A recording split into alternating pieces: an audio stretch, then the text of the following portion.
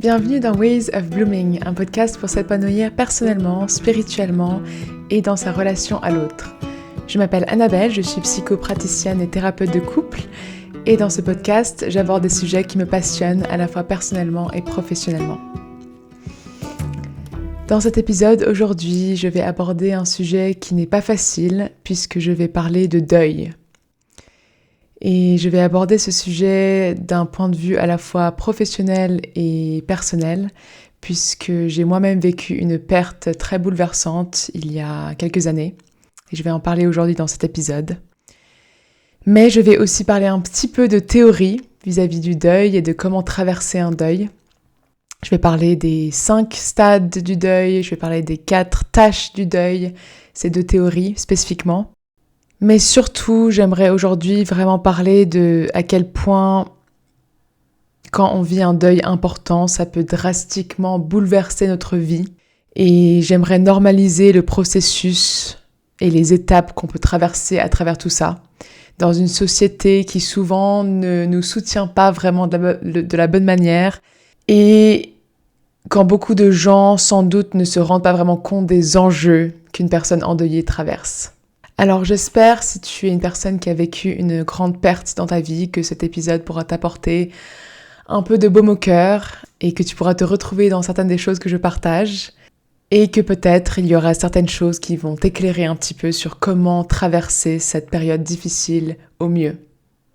Alors je vais commencer aujourd'hui par parler un petit peu de mon histoire personnelle parce que c'est le genre de sujet qui je trouve est d'autant plus intéressant d'aborder vis-à-vis d'un point de vue un peu plus personnel, parce que c'est quelque chose de tellement viscéral, le deuil, que c'est pas toujours facile d'en parler si on l'a pas vécu, ou de le comprendre si on l'a pas vraiment vécu soi-même. Donc voilà, moi, mon histoire personnelle, c'est que j'ai perdu ma maman il y a 3 ans et 4 mois. Ma maman avec qui j'étais très proche et que j'aimais beaucoup.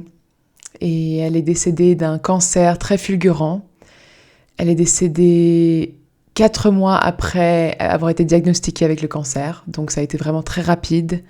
Et vu que cela fait quand même maintenant un peu plus de 3 ans que j'ai vécu ça, je pense que j'ai un tout petit peu plus de recul et que voilà, aujourd'hui je peux en parler d'une manière un tout petit peu plus détachée, bien que évidemment, et j'en parlerai plus tard, le deuil est quelque chose qui je pense peut souvent rester avec nous toute notre vie. Mais quand même, au fil des années, on peut adopter un tout petit peu plus de recul, je pense. Et clairement, ce n'est pas un épisode que j'aurais pu faire avant aujourd'hui. Et c'est ça, vraiment, une des premières choses que j'aimerais dire aujourd'hui dans cet épisode, c'est que c'est normal que le processus d'un deuil, quand on a perdu une personne vraiment très proche de nous, une personne très importante pour nous, c'est normal que ça prenne des années à traverser toutes les émotions, à cheminer à travers ce tourbillon d'émotions et ce tourbillon de difficultés et de se reconstruire tout simplement. C'est absolument normal que notre vie est absolument bouleversée, qu'elle s'est totalement chamboulée et que peut-être d'une certaine manière notre vie ne redeviendra jamais comme avant et qu'on ne se remettra jamais véritablement de cette perte. Ça ne veut pas dire qu'on ne peut pas guérir, reconstruire sa vie, avancer, pas du tout. Ça veut juste dire que la vérité, c'est que souvent, il y a un avant et il y a un après, quand on a vraiment vécu une perte de quelqu'un de très cher.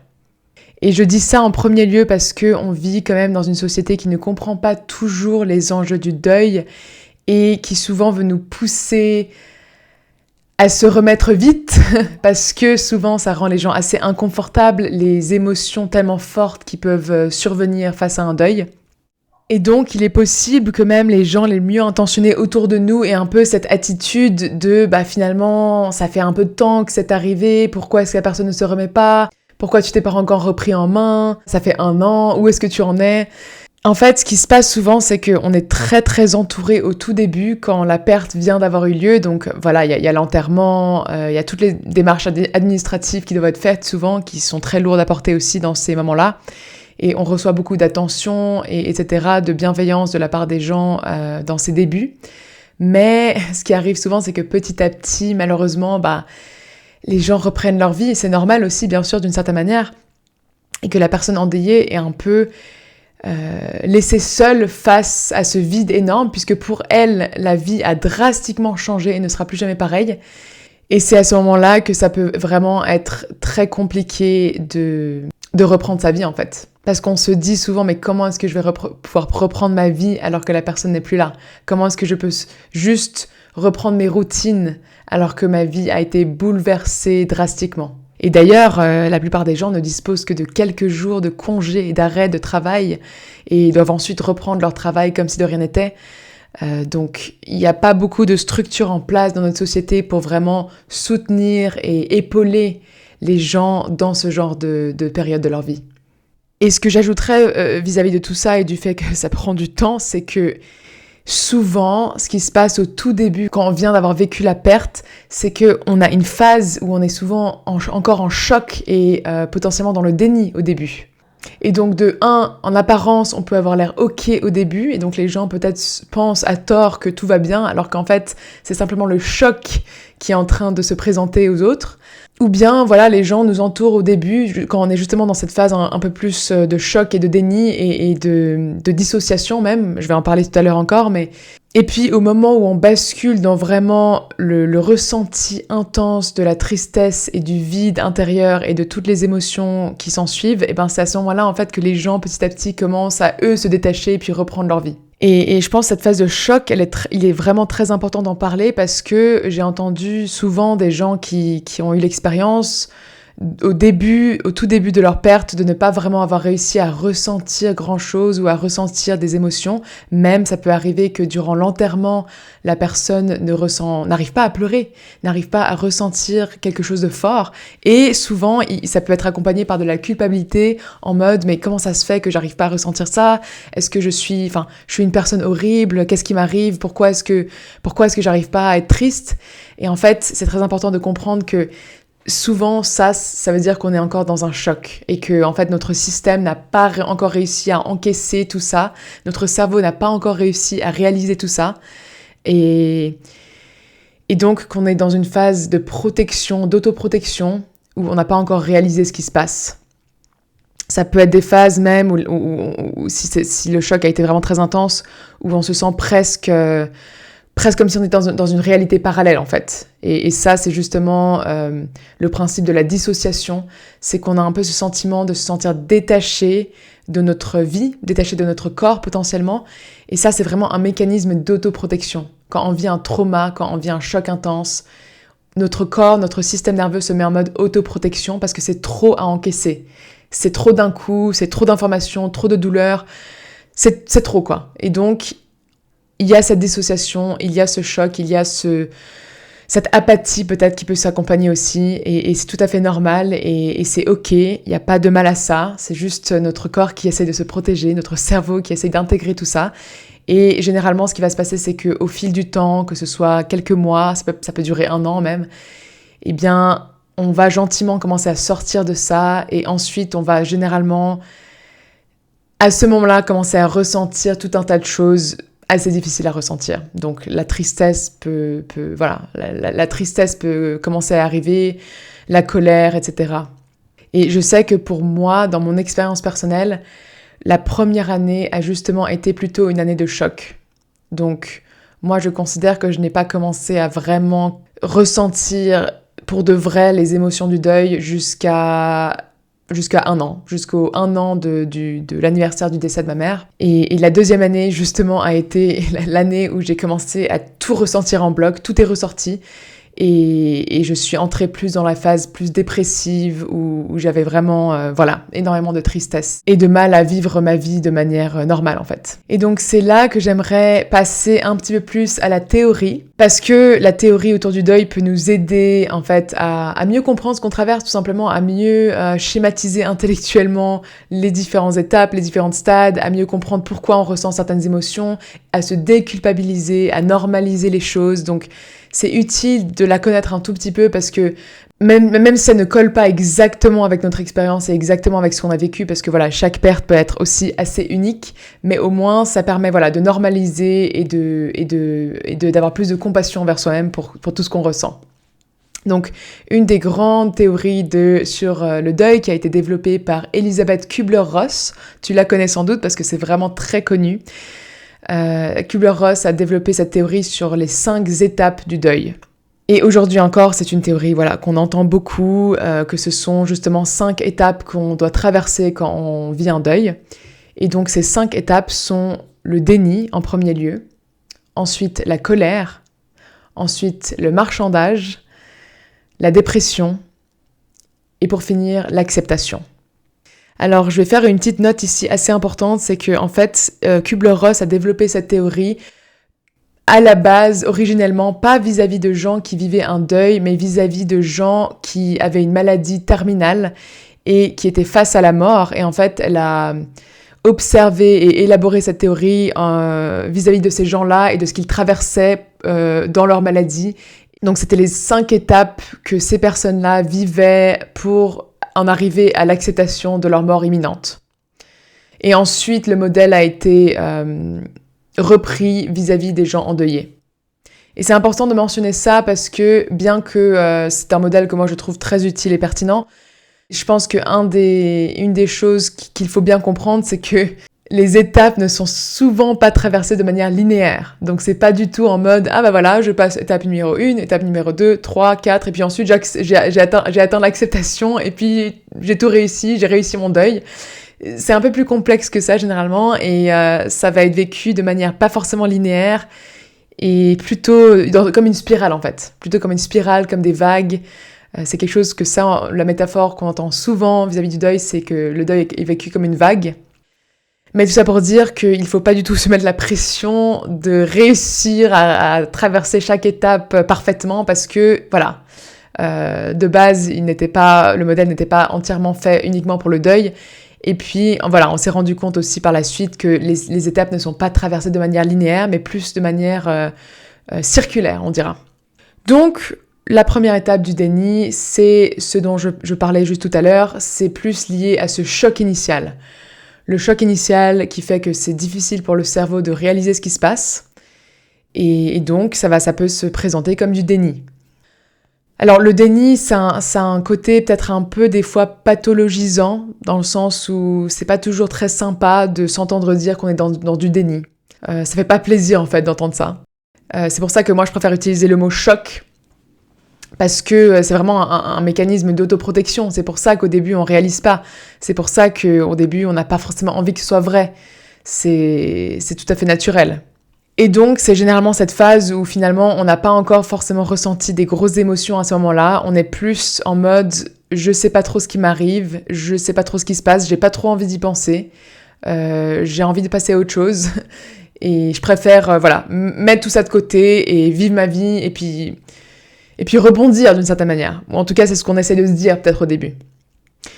Voilà, après, ça peut même aller plus loin, le déni, en mode vraiment une personne qui refuse totalement d'accepter, qui refuse catégoriquement d'accepter l'idée que la personne a disparu et qui continue à vivre sa vie vraiment comme si de rien n'était, comme si les personnes étaient toujours là. Voilà. De nouveau, je ne pense pas que c'est à pathologiser, je pense que c'est un stade assez nécessaire au début. Et moi, je sais que j'ai vécu ce choc, ce déni au début.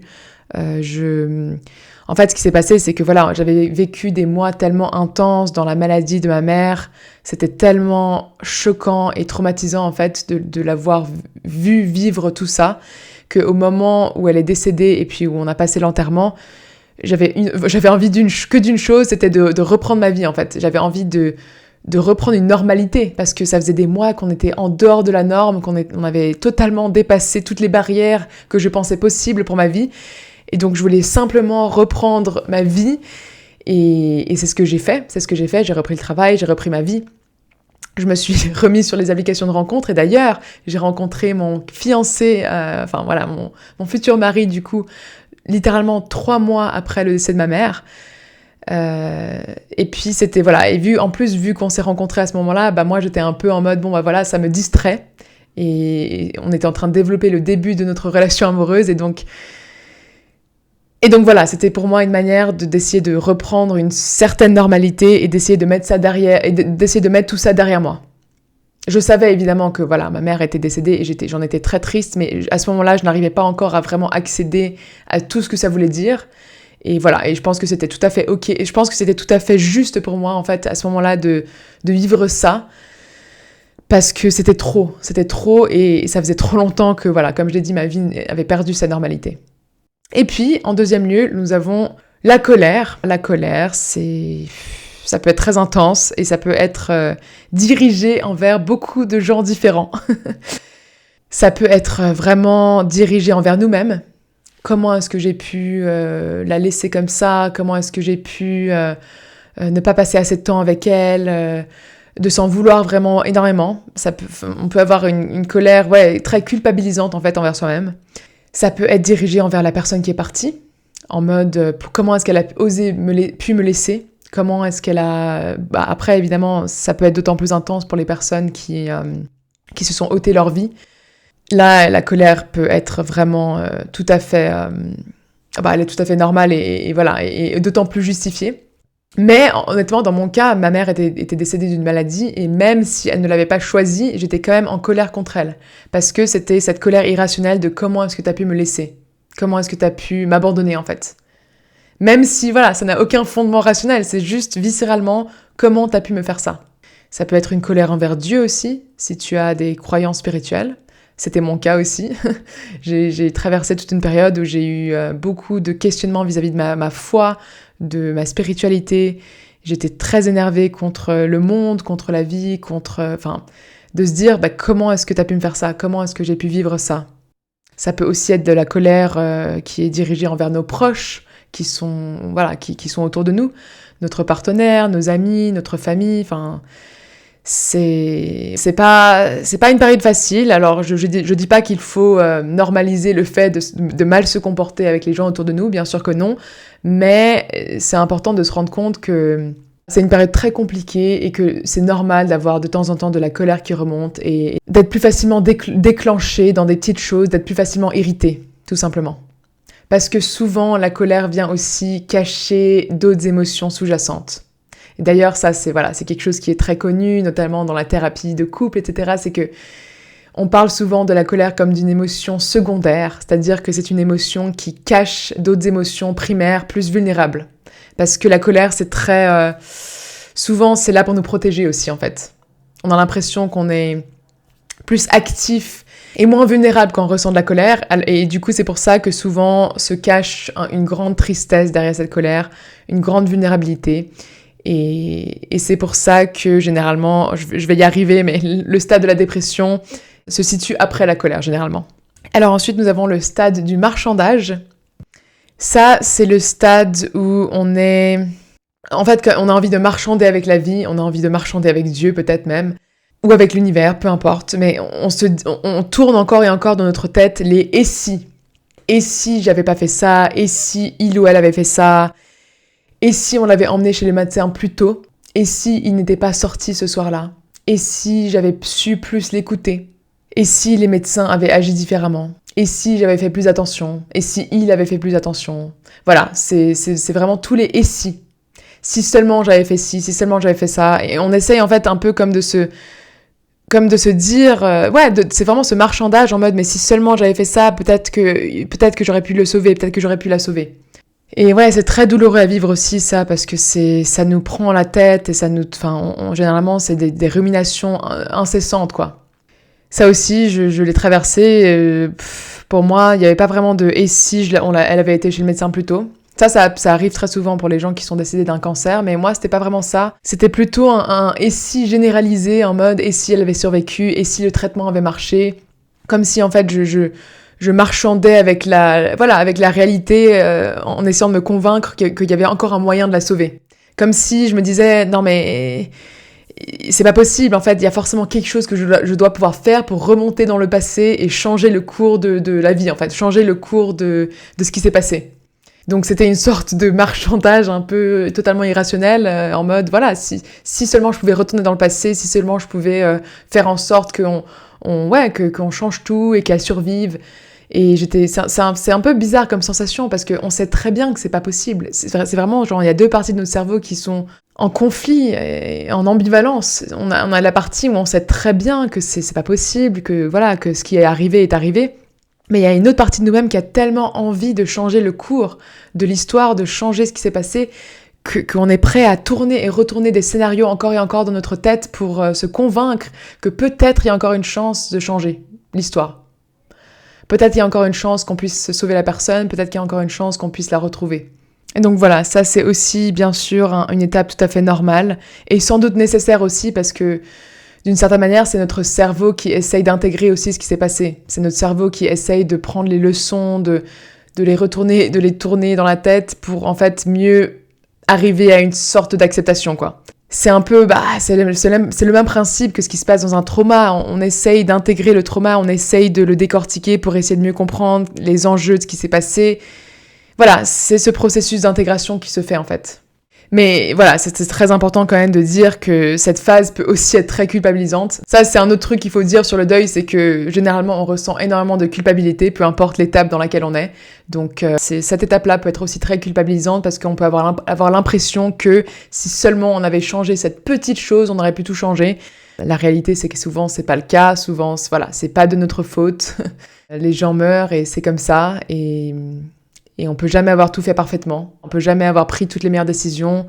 Souvent, en plus, dans les cas de maladie, on prend les décisions dans des moments où on est tellement vulnérable, y a tellement de stress, de tension que c'est impossible de prendre toutes les meilleures décisions. Et puis après, il y a aussi les « et si » vis-à-vis de ce qu'on aurait pu faire pendant que la personne était encore en vie.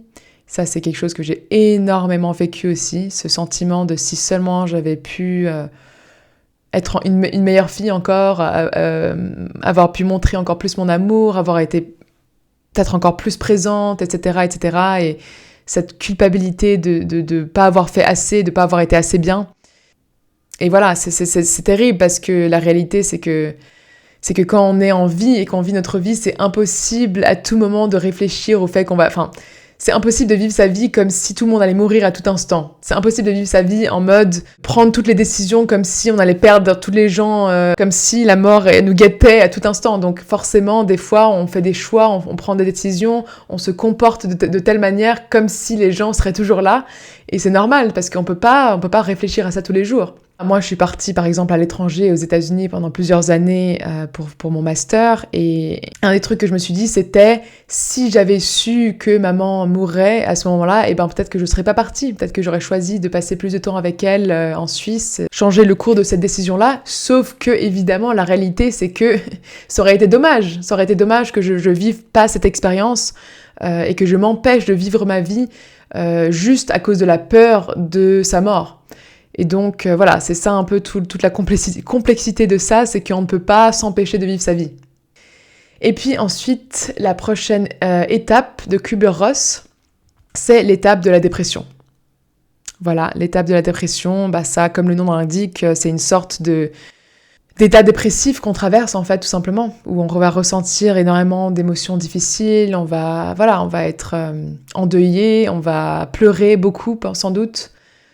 Et on va avoir du mal à se motiver à faire des choses, on va plus avoir envie de faire grand-chose potentiellement.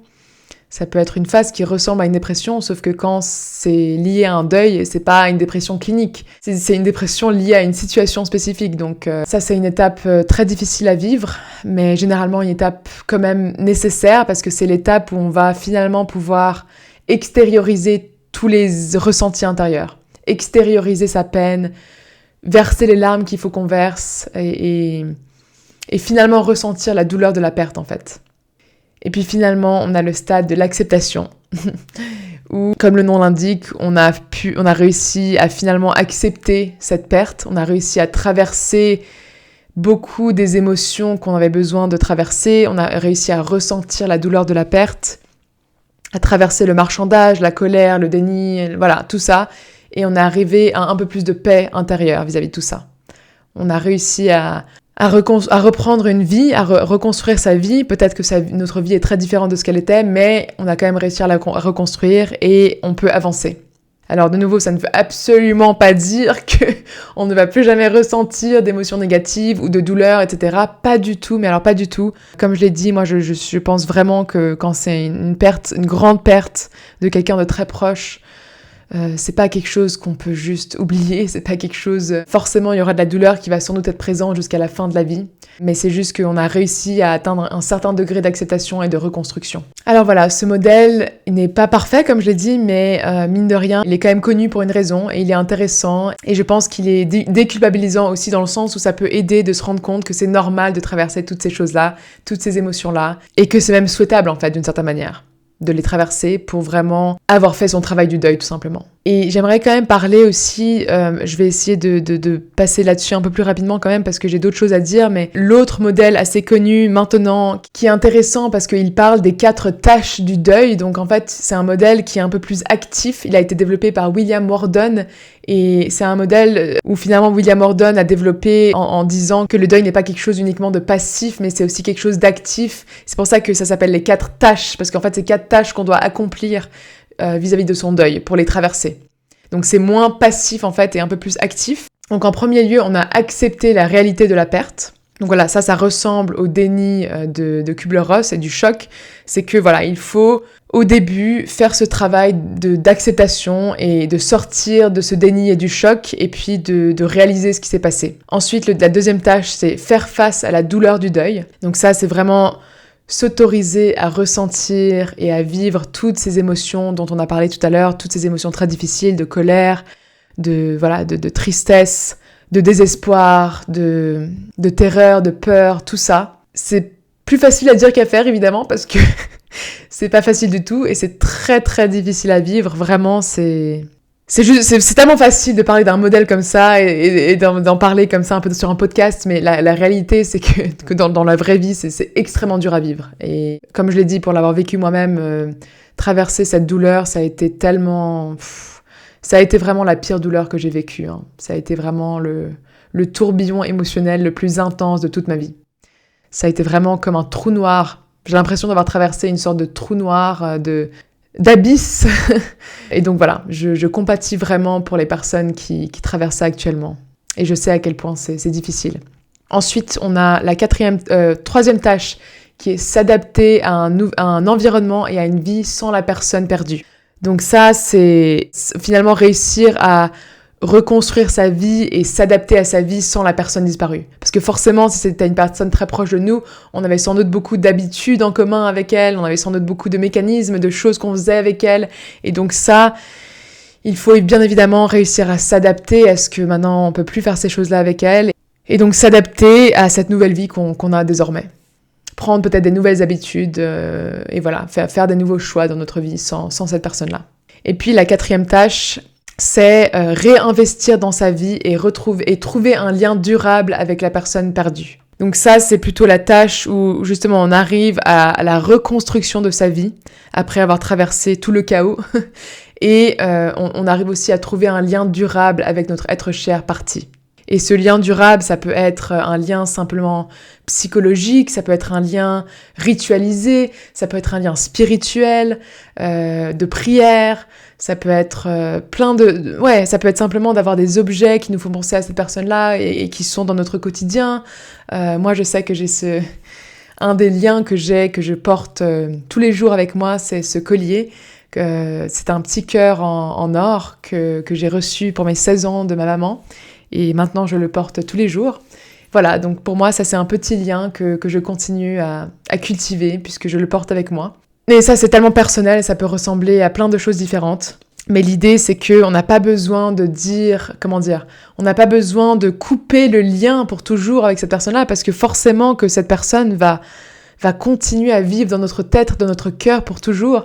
Et donc, c'est aussi déculpabilisant de se dire, en fait, j'ai pas besoin de dire au revoir définitivement. Je peux continuer à entretenir un lien avec cette personne-là. Je peux continuer à peut-être lui écrire des lettres. Je peux continuer à peut-être lui parler. J'ai entendu tellement de gens qui finalement continuent à parler à leur personne. Ils continuent à leur parler, soit par l'écriture, soit même à haute voix. Et je pense qu'il faut vraiment sortir de l'aspect un peu bizarre, entre guillemets, ou pathologique de tout ça. C'est pas du tout pathologique, c'est une manière de continuer à garder ce lien. Et d'ailleurs, il y a beaucoup de cultures dans lesquelles c'est beaucoup plus normalisé de de continuer à avoir nos morts avec nous qui vivent, qui sont là, leurs esprits qui sont là, qui sont peut-être sur des images sur la cheminée. Notamment, il y a le Dia de los Muertos au Mexique, je crois. Chez nous, il y a la Toussaint. Voilà, tout ça, c'est des formes de ritualisation, de garder un contact avec nos défunts. Alors, ce que j'aimerais dire aussi, maintenant que j'ai passé ces deux théories, c'est que souvent, de mon expérience personnelle et professionnelle, souvent le deuil va être accompagné d'un trauma. C'est très courant que le deuil ou la perte ait été traumatisante. Soit parce que de la manière dont la personne est partie, soit de ce qu'on a pu observer, soit ça a été tellement choquant pour notre système que c'est vécu que dans notre corps comme un trauma. Et ça, je pense que c'est important d'en parler parce que moi, je l'ai vraiment vécu à la fois comme un deuil et à la fois aussi comme un trauma. Et donc, c'est pas forcément... Les deux sont liés, mais c'est pas forcément les mêmes outils et les mêmes choses dont on va avoir besoin vis-à-vis du trauma ou du deuil. C'est-à-dire que le trauma, c'est vraiment un système... c'est vraiment un mécanisme où notre système nerveux se met en alerte constante. Et donc, il y a plein de symptômes qui peuvent accompagner ce trauma. Notamment, il peut y avoir de l'hypervigilance, des cauchemars la nuit, une anxiété intense, une sensation de ne pas être dans la réalité, comme j'en ai parlé tout à l'heure, ce sentiment de dissociation. On peut avoir des difficultés à s'endormir et à dormir tout simplement. Et puis, on peut même avoir des pensées noires, des pensées de perte de sens et de ne plus avoir envie d'être là, tout simplement. Donc voilà, ça peut être des signaux que potentiellement le deuil est accompagné d'un trauma et que le deuil a été vécu comme un traumatisme.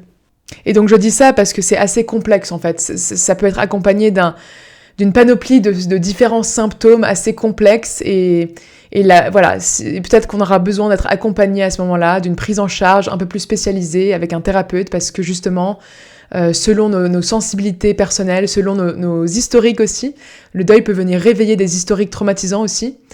Et donc, c'est important de garder ça en tête quand même, que si on a cette hypervigilance constante, les cauchemars, les pensées, la dissociation, les pensées noires, ça peut être important d'aller consulter quand même. Et moi, je dis ça aussi parce que de nouveau, je parle d'expérience personnelle, que j'ai vécu littéralement tous ces symptômes que j'ai nommés. Parce que moi, le deuil a été vécu comme un trauma, tout simplement parce que ce que j'ai observé de ma mère qui était malade a été vraiment extrêmement choquant.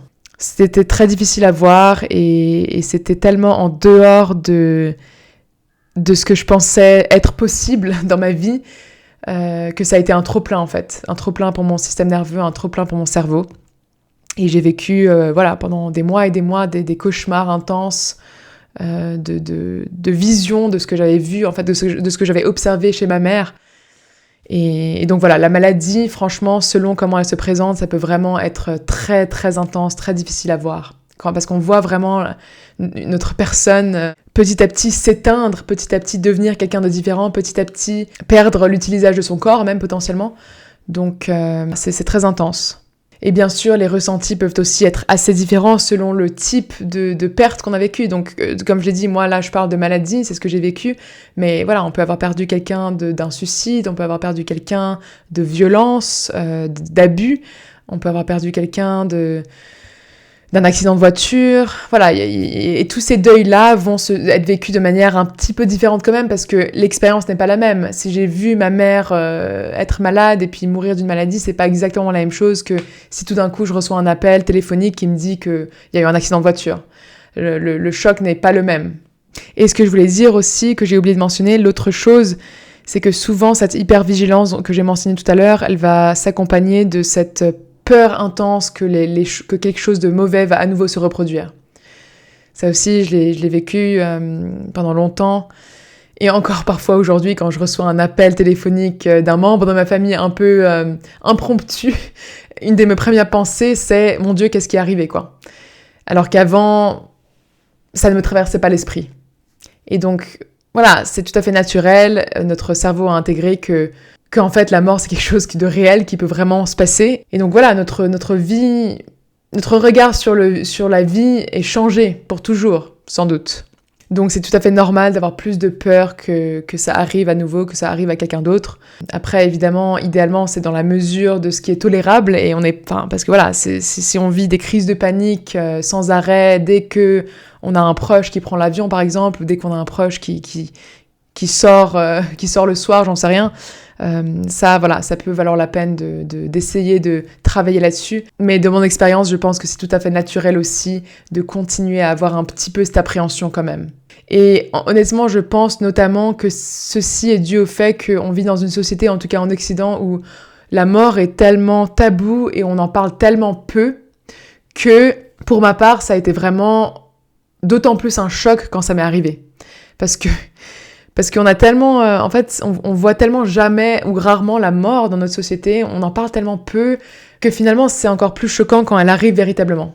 Et je pense qu'il y a en effet des cultures où la mort est beaucoup plus démocratisée, entre guillemets, et on en parle beaucoup plus, et c'est beaucoup plus dans les mœurs. Et du coup, si elle arrive, c'est triste, bien entendu, mais on y est plus préparé, en fait. Moi, j'étais pas du tout préparée, mais alors pas du tout préparée. Et d'ailleurs, le fait qu'on n'en parle pas, c'est aussi très évident dans le fait que les gens sont particulièrement inconfortables autour de ce sujet-là. Et qu'on peut se sentir d'autant plus seul et isolé face à ça et face à ce qu'on vit, parce que justement les gens en ont peur, les gens osent pas trop aborder le sujet, les gens osent pas trop en parler, et donc vu qu'ils n'osent pas en parler, ils préfèrent éviter le sujet, et peut-être même nous éviter nous-mêmes.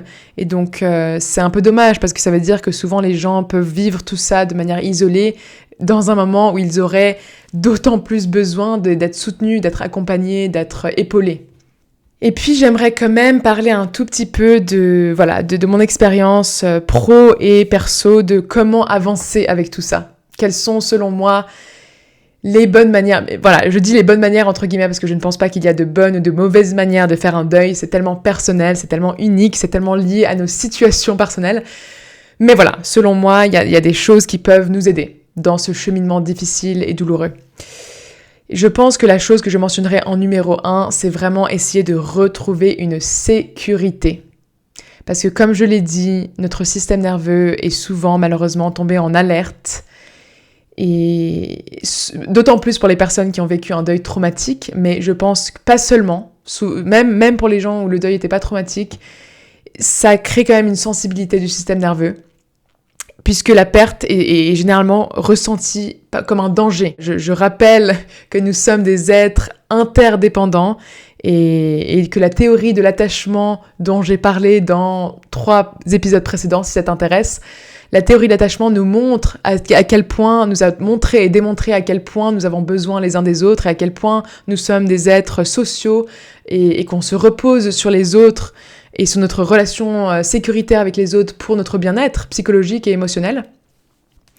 Et donc, de par ces connaissances sur l'attachement, on sait que perdre quelqu'un peut vraiment être vécu comme un danger par le système nerveux, parce que c'était quelqu'un sans doute sur laquelle on se reposait et qui était sans doute une figure d'attachement pour nous.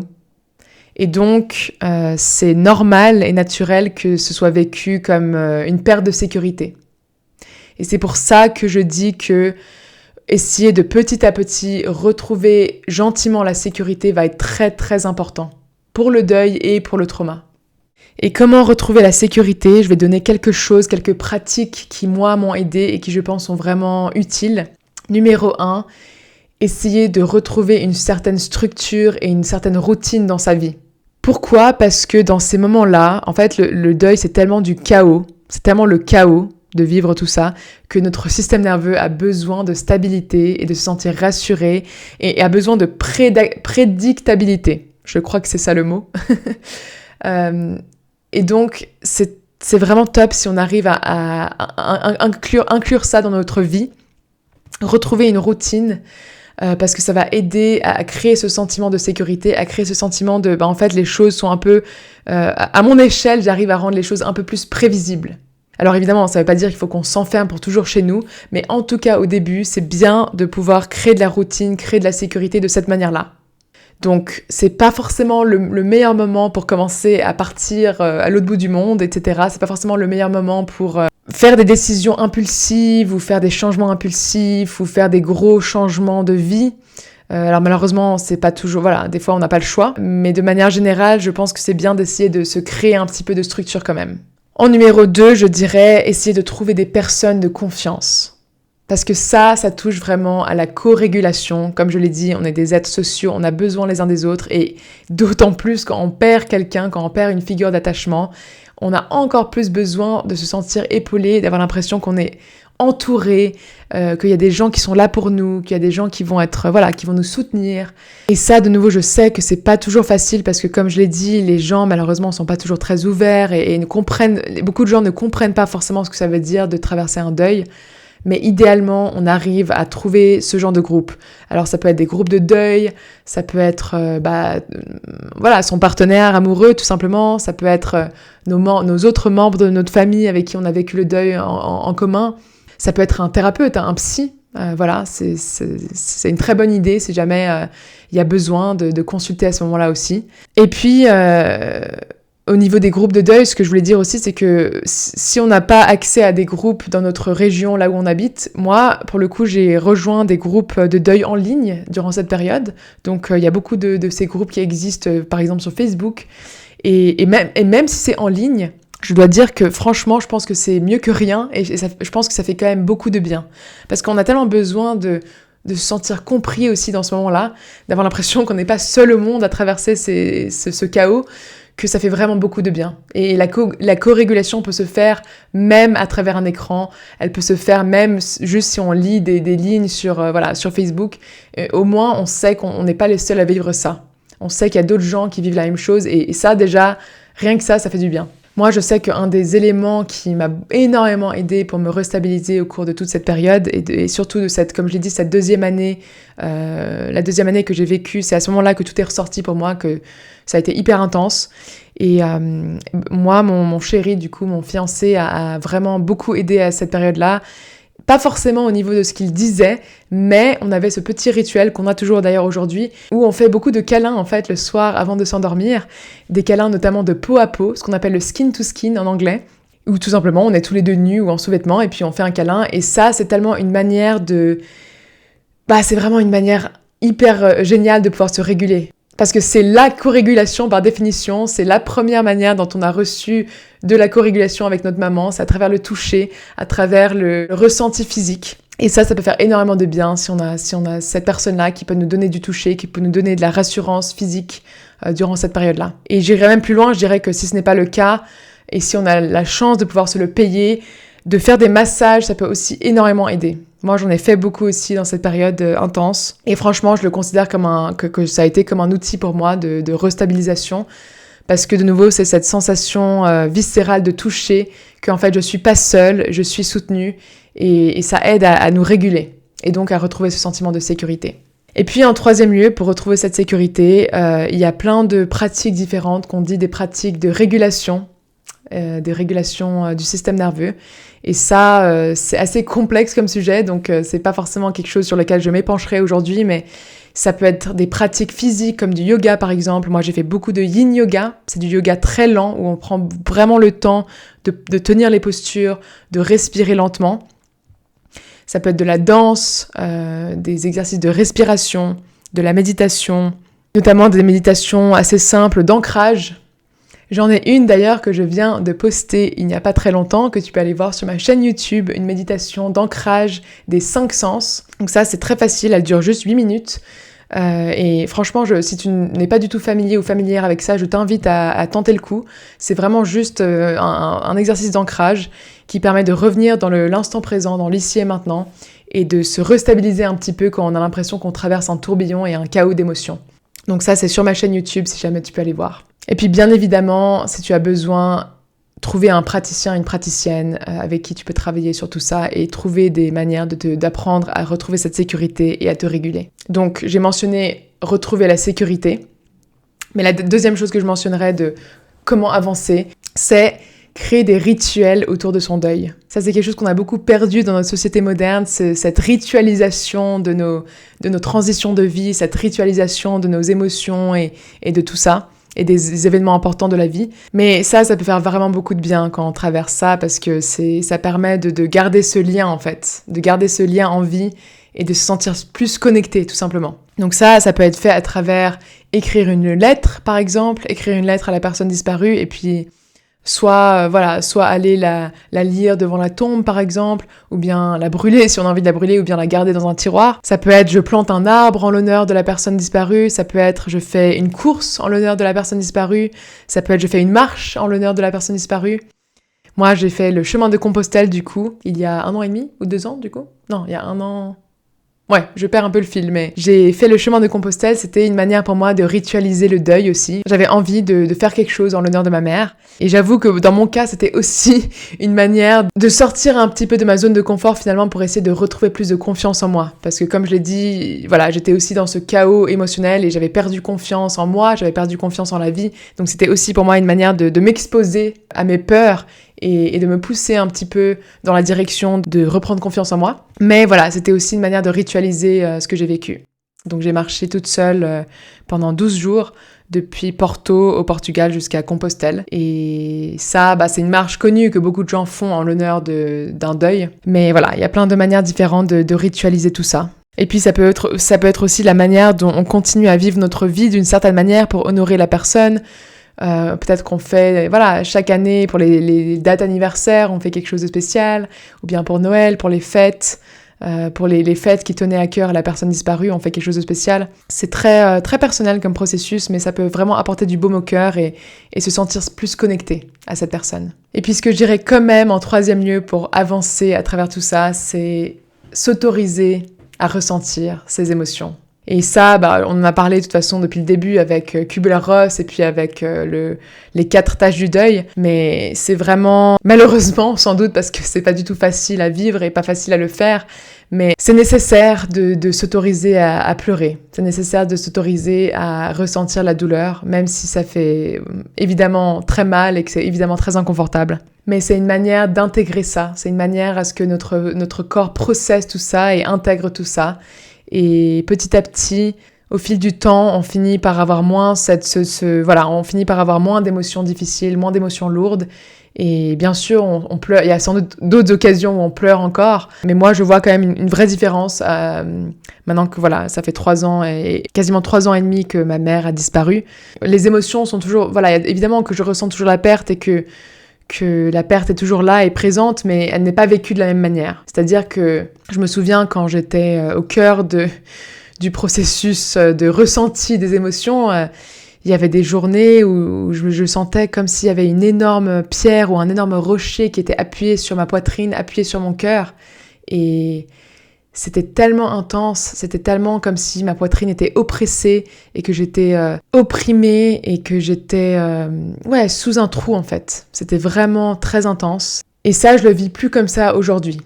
J'ai toujours bien sûr des émotions qui ressortent de temps à autre et voilà, mais je n'ai plus cette sensation comme ce rocher qui appuie sur ma poitrine. Et donc oui, ça évolue. Ça évolue et heureusement que ça évolue parce que on va pas rester... Personne n'a envie de rester en dépression et puis dans les phases de deuil intense toute sa vie. C'est pas agréable du tout, donc heureusement ça évolue. Mais généralement ça évolue aussi parce qu'on s'est justement autorisé à conscientiser les émotions et puis à les vivre. Donc pour résumer de ce que j'ai mentionné vis-à-vis de avancer avec ce deuil, en premier lieu, essayer de retrouver la sécurité. Et pour ça, j'ai mentionné créer de la structure et de la routine dans sa vie, trouver des personnes de confiance avec qui on peut se co-réguler, même si c'est des gens qu'on trouve en ligne, et faire des pratiques de régulation. Et ça peut être des pratiques physiques, de danse, de yoga, de respiration, de méditation, de massage, ou bien trouver un praticien qui nous aide avec ça. Et puis faire des rituels, ritualiser son deuil pour garder ce lien avec notre personne disparue. Et en dernier lieu, s'autoriser à ressentir les émotions difficiles. Alors voilà, je vais m'arrêter là pour aujourd'hui. C'est un épisode assez long. J'espère que ça t'a fait du bien d'entendre tout ça si tu traverses actuellement un deuil. Mon but était clairement d'essayer de normaliser, d'ouvrir la parole là-dessus, de normaliser tout ce qu'on peut traverser et puis d'offrir peut-être quelques outils et quelque chose d'intéressant à essayer pour traverser la perte de manière un tout petit peu plus sereine. Parce que la vérité, c'est que le deuil est un chemin long et ardueux qui peut-être ne se termine jamais véritablement selon l'ampleur de la perte. parce que la personne va sans doute nous manquer pour toute notre vie. Mais ce n'est pas une pathologie de vivre un deuil, puisque j'ai entendu cette citation quelque part, on fait son deuil à la hauteur qu'on aime notre être disparu. Donc en fait, tout ce qu'on ressent à travers ce deuil, ces émotions difficiles, tout ça, ce n'est qu'une représentation de tout l'amour qu'on portait pour cette personne.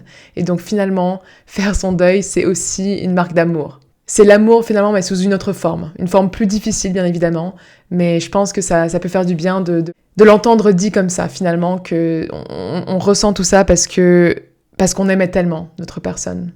Et bien sûr, c'est possible d'avancer, de se reconstruire et d'être heureux et de retrouver la paix. Bien sûr que c'est possible. Je parle d'expérience de nouveau un peu personnelle parce que j'ai vraiment, moi, à travers mon deuil, eu l'impression de traverser quasiment comme une vallée de la mort et d'avoir touché un désespoir que vraiment je n'avais jamais connu avant. Et même si voilà, ma mère va me manquer pour toujours, aujourd'hui je peux dire que j'ai retrouvé le bonheur et que j'ai retrouvé une vie dont je suis heureuse et satisfaite et une vie qui me remplit.